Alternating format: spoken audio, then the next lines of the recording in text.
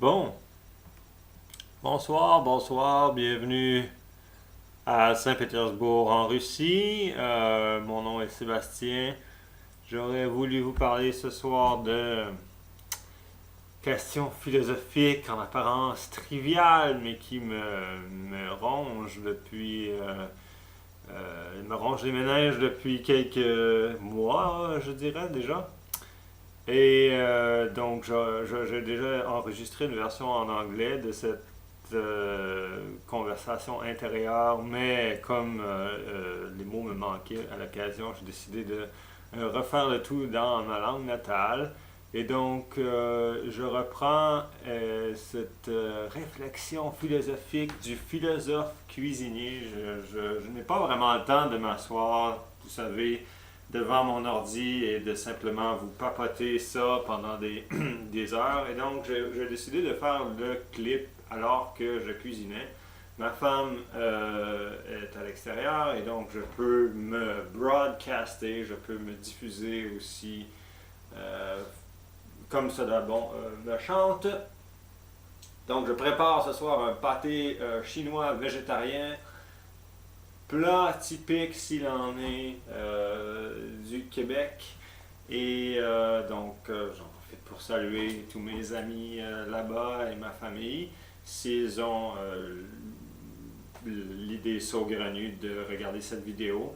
Et donc, mon sujet ce soir, ce qui me triture les méninges depuis un certain temps, ce sont en fait les pleurs d'enfants. Vous peut-être le savez si vous êtes parmi mes proches, mais sinon je vous le dis, je suis père maintenant d'un petit garçon de 7 mois et demi qui a la double nationalité, donc russe et canadienne. Et ce petit garçon, bien entendu, quoi qu'il soit par ailleurs en très bonne santé et qu'il gambade, non, le mot est fort, mais disons qu'il rampe un peu partout dans l'appartement, euh, pleure la nuit, le jour, par toutes les saisons. Et ces pleurs, j'ai remarqué, euh, étaient disproportionnellement puissants et troublants pour la grosseur de cette chose, de ce bébé. Et donc, parce qu'il y avait comment dire, cette inadéquation entre le bébé et les décibels, et entre les décibels d'une part aussi et mon niveau de détresse, alors que je les écoute, ces chants du, qui pourrait être assimilé à un chant chthonien, en fait, un chant de Cthulhu, puisque je perds, je perds la boule à chaque fois que je les entends. Bref, ces pleurs, ce sont les véritables cris de Nyarlathotep ou de Shub-Niggurath. Bref, ça me trouble et j'ai décidé de réfléchir au tout et j'en suis venu à une conclusion inspirée de mes lectures de jadis en psychologie évolutionniste. Je ne sais pas s'il existe des papiers à propos de ça, mais je pense que ce n'est pas comment dire, très risqué de dire que les plans d'enfants doivent avoir évolué en fait. Je sais qu'on ne peut pas prêter d'intention à l'évolution, mais puisqu'on se comprend de cette façon-là, disons-le ainsi, les plans d'emploi ont évolué pour nous rendre malades, pour avoir une incidence garantie sur le cerveau d'un adulte. Et donc, les plans d'enfants ont évolué pour être maximalement bad trippant pour un cerveau adulte. Et ça fonctionne très bien, en fait, en ce qui me concerne. Mais voilà, il faut se replacer aussi dans le contexte de l'évolution et réfléchir à l'utilité et l'avantage évolutif qu'on peut représenter de un tel résultat, disons.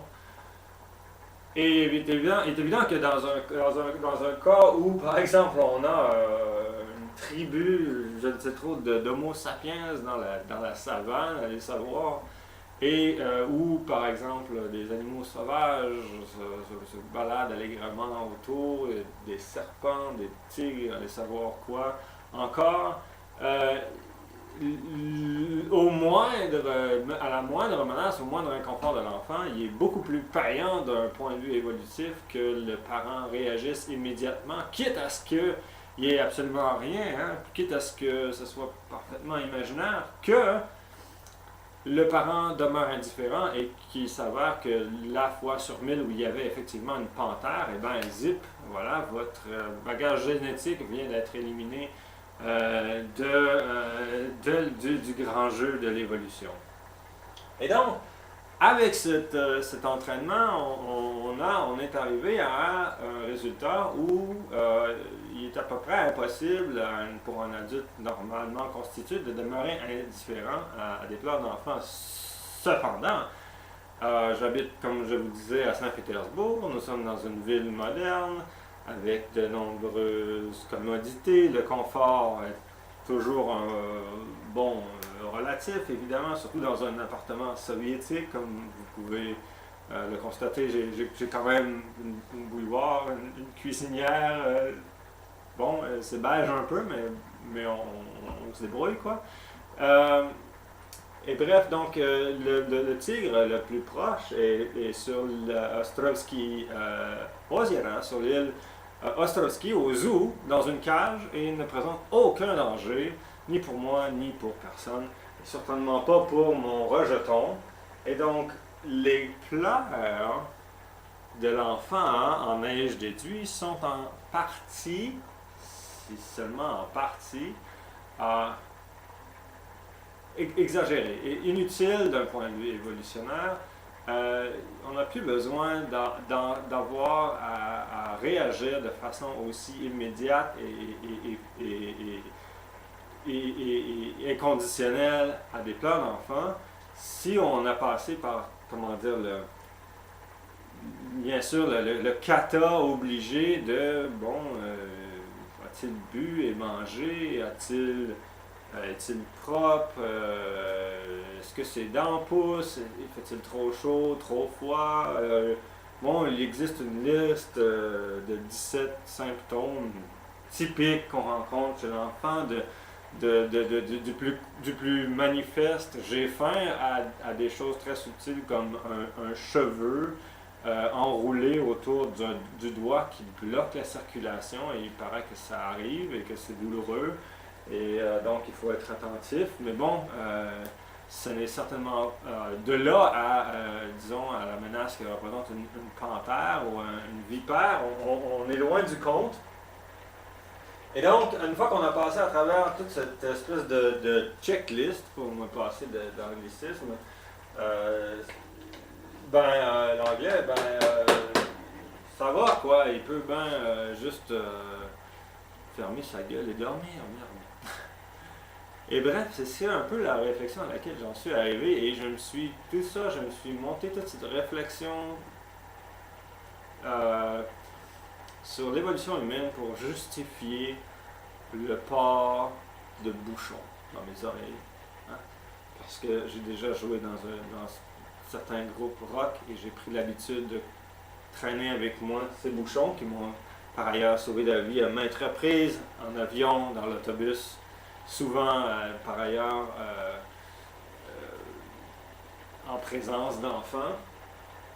Et donc, après quelques mois de ce régime où je ne dormais plus et je devenais fou, eh bien, j'ai décidé de porter des bouchons, et je me suis aperçu que mon niveau de tolérance aux pleurs d'enfants, évidemment, a augmenté. Hein? C'est pas complètement... Mon Dieu, ça ne coupe pas complètement le son, mais ça le diminue de certainement un bon 15 décibels. Et c'est ce qui fait la différence entre moi qui suis capable de bercer mon enfant jusqu'à ce qu'il s'endorme et moi qui ai envie de le lancer par la fenêtre parce que j'en peux plus, et puis parce que j'ai pas dormi, et puis parce qu'il y a trop de stress ou quoi que ce soit. Bref,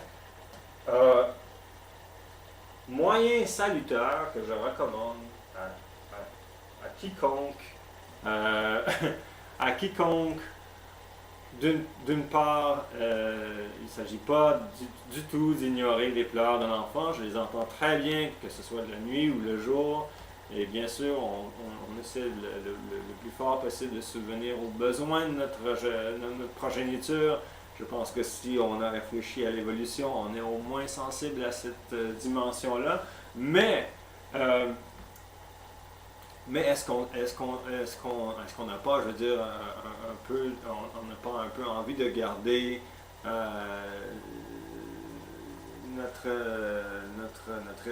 comment dire, notre santé d'esprit, excusez-moi, j'ai perdu un peu l'habitude de parler en français. Euh, oui, moi j'ai envie de rester sain d'esprit et donc j'ai décidé que c'était ça, c'était les bouchons. Je vois pas exactement. Bon, évidemment, la discussion philosophique est en amont de tout ça, mais ça a débouché, si vous me passez le jeu de mots, à cette conclusion qui était vive le rock qui m'a sauvé euh, indirectement de la folie dans mes tâches, dans mes responsabilités paternelles. Merci pour avoir regardé la vidéo. Si vous avez des commentaires, vous êtes bienvenus de les laisser au bas de la page ou même de m'envoyer une lettre. Je lis mon courrier régulièrement. Voilà, si vous avez des suggestions à faire en termes de parenting, vous êtes également les bienvenus. Sur ce, au revoir et bientôt, j'espère, pour une autre séance du Cuisto Philosophe. Au revoir.